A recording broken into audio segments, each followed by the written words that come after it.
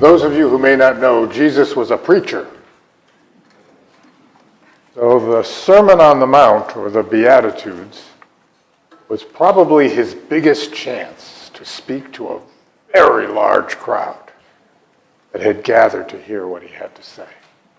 This was his moment to sum it all up.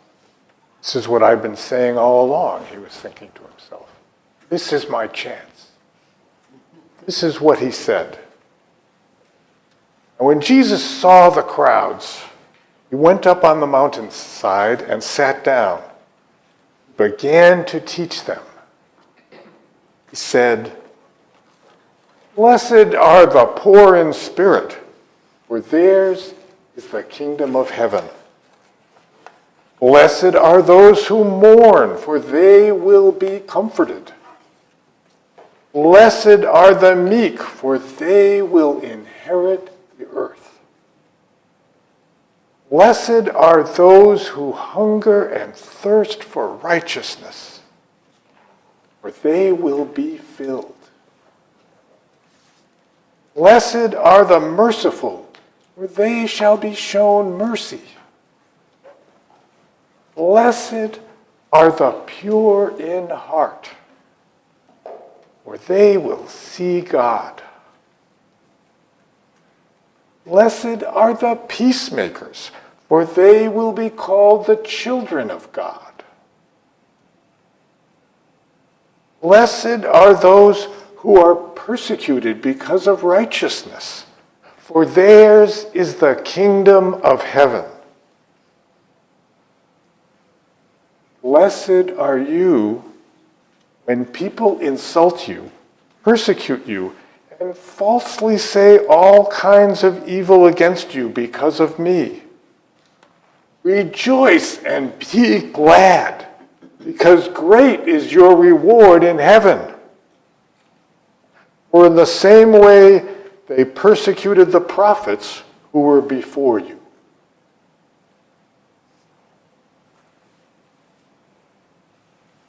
Join me in singing hymn number 185.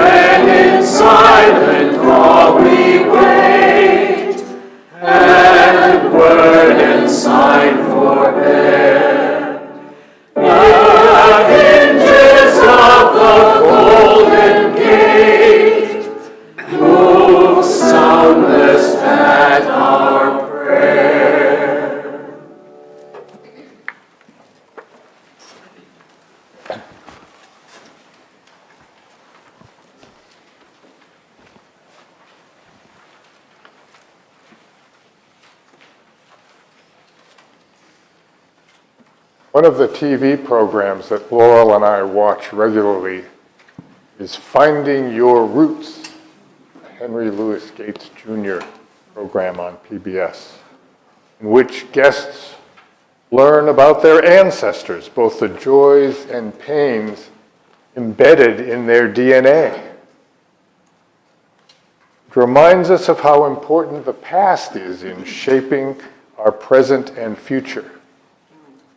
To some extent and unconsciously, we are who we have been. The same applies to Unitarian Universalism, which imagines itself as a relatively new religion. For many of us, it is. So many people have their story of finding a UU church for the first time and saying, "These are my people. And where have you been all my life?" While it is new to our own experience, Unitarianism and Universalism have deep roots. I learned in a Unitarian Sunday school, for instance, that in the first centuries after Jesus, a large share of Christians were indeed Unitarians, although they didn't use that word. I learned it was only at the First Council of Nicaea in 325 AD that a political compromise was reached among the bishops that decided that the Trinity was the proper way to describe God. It was a man-made invention, I was taught. Those we might now call Unitarians became heretics. We've seen ourselves that way pretty much ever since. But let's return to our roots in this country. I'm not going to talk about the Universalists, who is another homegrown religion that we consolidated with in 1961. I'm going to talk today only about the Unitarians. In our imaginations, let's go back 200 years, 1825, to the founding of the American Unitarian Association, primary predecessor of our current Unitarian Universalist Association. It was right here in New England. Until after World War II, Unitarianism was largely a New England religion. Those congregations formed outside of New England were based on the New England model. 200 years ago, each New England town had one church supported by tax dollars, although the church members were also expected to financially contribute a little bit. That one church was usually the white church on the green, our First Congregational Church here in Falmouth. As the 19th century began, there was a theological shift, though, among the ministers in some of these churches. Some ministers began to notice that the Trinity wasn't actually in the Bible, and began to rethink how God might be portrayed.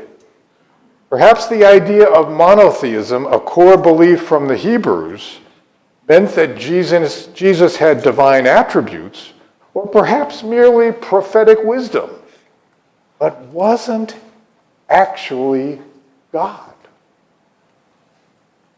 Those ministers began to be criticized by their colleague ministers, sometimes being labeled Unitarians as a pejorative term. Those Unitarians. Then William Ellery Channing said, why not embrace that word? And wrote a sermon called Unitarian Christianity that he delivered in 1820. Still, there was a lot of uncertainty about whether that phrase was the right way to describe ourselves. The ministers of the Unitarian persuasion, whether they called themselves that or not, who served churches in the Boston area, had a regular meeting in Boston. There weren't that many of them.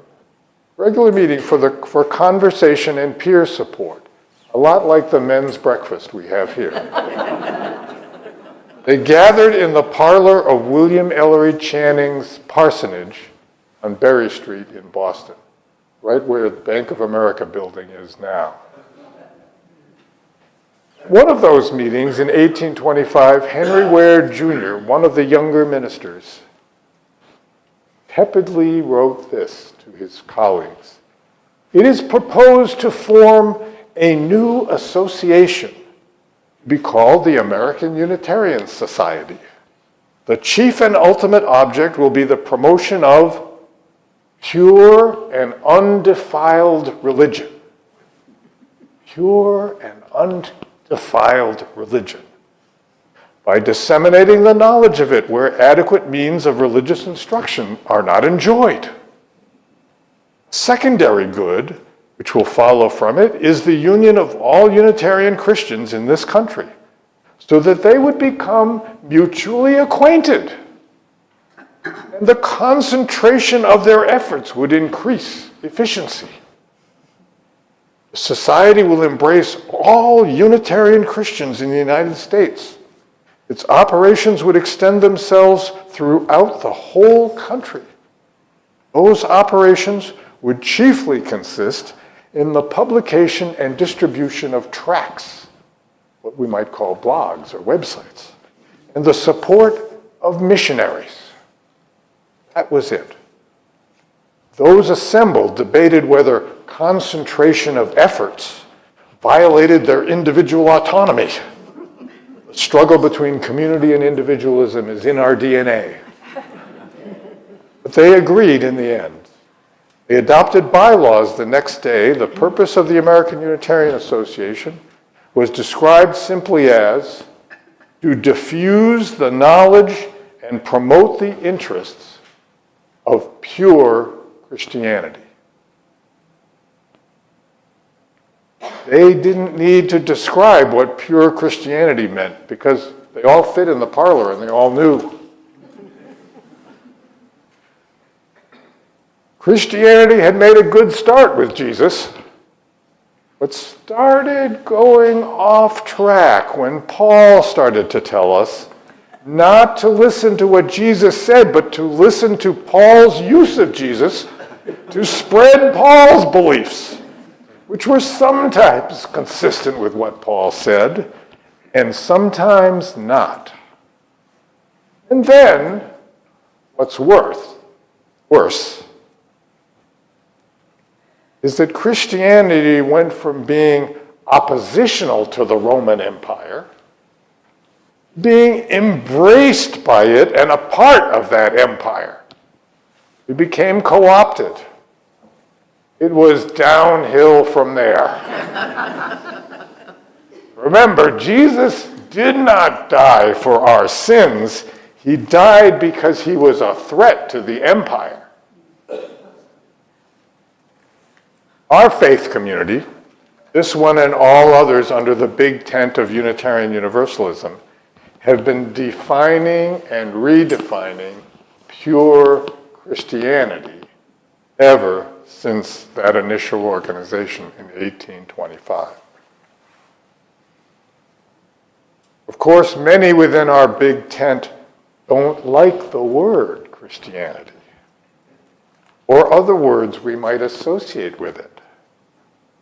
Ironically, we show respect and deference to all of the world's other religions, but not Christianity, the one that gave birth to our movement and which is embedded in our organizational DNA. We are, for instance, while we would not say we are Christian, we are clearly Protestant. We reek of Protestantism. We rebel against the ornaments that might come between us and the divine. Our sanctuary is white without decoration. Our windows are clear with no stained glass, nobody between us and the divine. Our order of service follows the same structure as all other Protestant churches, and our hymns are largely the same, except we changed a few words. Not offend our sensibilities. A central characteristic of our faith has always been wrestling with our past, wrestling with Christianity. The founders of the American Unitarian Association never questioned that they were Christian. They just found no reference of the Trinity in the Bible or references to many of the other standard theological beliefs of their time. So they said, God is very real, but Jesus may or may not have been divine, and true to form, they had many different definitions of what divine was, what it meant. That's what I was taught in Sunday school. This was one of my textbooks in Sunday school, a book called Jesus, the Carpenter's Son. The little dig there. But I didn't know I was rebelling against anything. Anyway, back to 1825. Soon after that, the transcendentalists came along, such as Ralph Waldo Emerson and Theodore Parker. These guys caused a lot of stir in our ranks. They said that the divine is within us. They said that other religions are important or maybe even equivalent. They said that it is the teachings of Jesus that matter, not who Jesus was or was not. For a long time, they were a minority within Unitarianism. Then, to make matters worse, along came biblical scholarship in the late 19th century, which revealed that the Bible was a human product with many authors, mostly anonymous, over centuries. And that what was included in the Bible and what was not was a political decision again by church leaders in the century immediately following Jesus' living. There was no dispute in that 1825 meeting about what they stood for. Pure Christianity, of course. But every time the purpose of our association has come up since, that first paragraph in the bylaws, we've had serious debate, not about how we're organized, not about what we call ministers or not ministers, but about how we describe our relationship to Christianity. Not about a relationship to Buddhism or anything else, because it's Christianity that is our history and that we're wrestling with. It's the most debated topic. Our symbols mattered a lot, needless to say. We are a religion.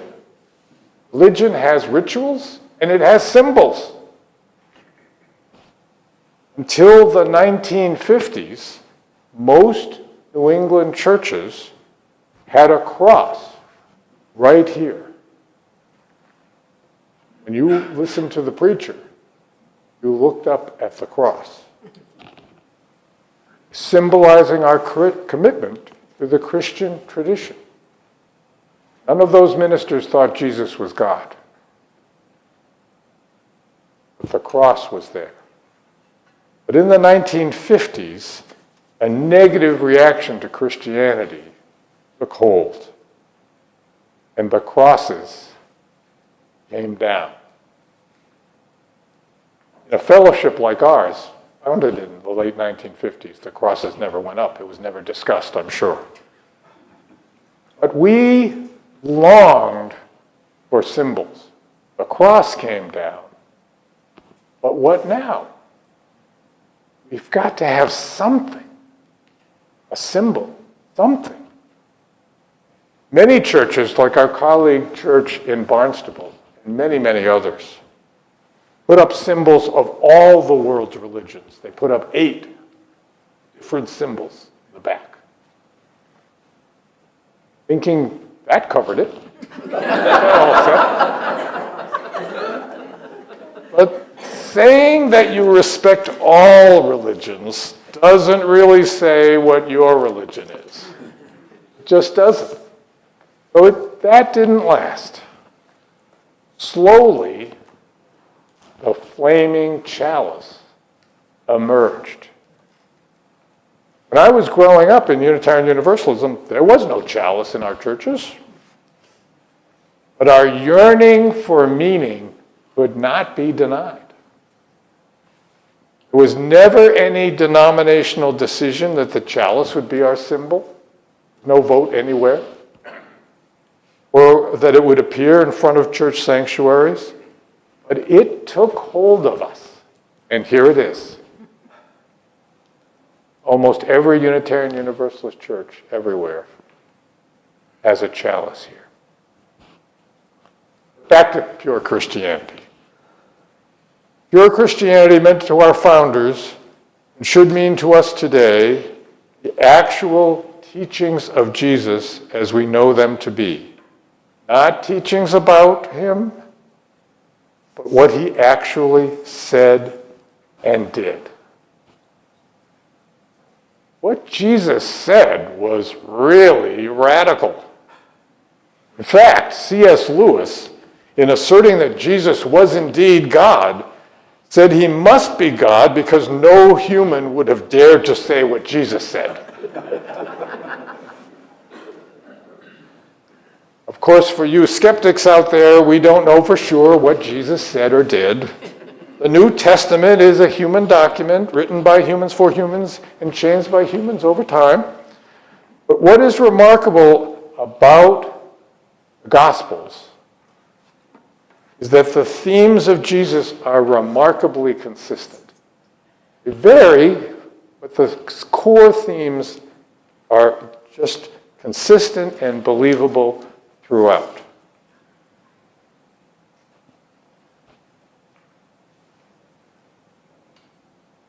Jesus believed there were only two genders. There's no evidence in the Gospels that he did. Did Jesus believe in making war against your enemies? There's no evidence that he did. And he was actually quite explicit that you were to love your enemies. Did Jesus believed that some should go hungry? He fed the multitudes. Did Jesus believe that financial success is a sign of holiness or being in God's favor? There's no evidence that he did. And some evidence that he definitely thought the poor were more favored. Did Jesus believe that abortion was murder? Again, no evidence that he did.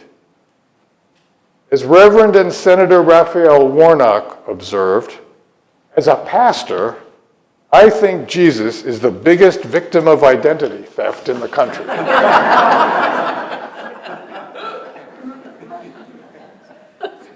What was Jesus very clear and consistent about?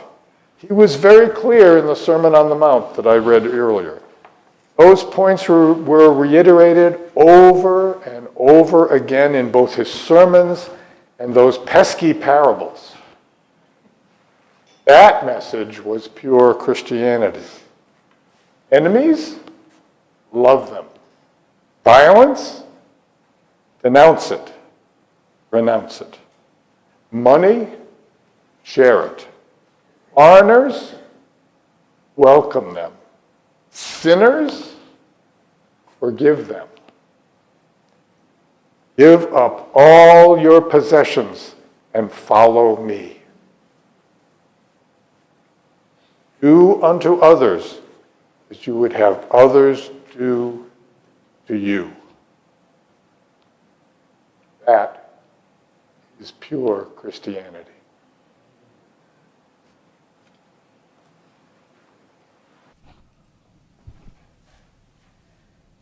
When I heard about the topic today, I said, when has my belief been the purest? And of course, it was when I was a child. And so I've written this poem called Pure. As a twinkle of a child, I believed everything. Believed the miracles, the virgin birth, the golden air exuberant with angels. I believed in forgiveness and a heaven located somewhere past the second star on the right. Nightly kneeling by the bed, brows in earnest furrow, I prayed to be kept safe through the dark hours. Knew that brother Jesus had my back because We were the children of the same Father, and Jesus loves the little children. Seeking through the years to find solid landings, my heart opened to wider understandings. How all-encompassing the love of the divine is. Answering to whatever name given by whoever calls. How love is not a pie divvied up only to the inflexible zealots, but available to every single all of us.